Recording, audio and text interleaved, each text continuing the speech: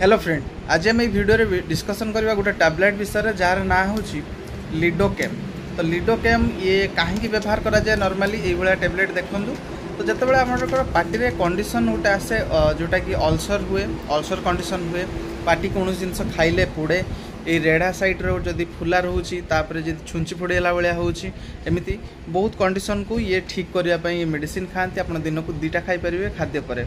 तो यार कंपोजिशन कथा हवा आम या भितर कंपोजिशन कौन अच्छी ना बेंजोक्सियम क्लोराइड 1 mg ता सहित लिडोकेन हाइड्रोक्लोराइड। बेंजोक्सियम क्लोराइडटा जोटा रोचे गोटे आंटीसेप्टिक जोटा कि कौन प्रकार बैक्टेरियल इन्फेक्शन जब आम पार्टी भितर होची ताको ठीक करिवो।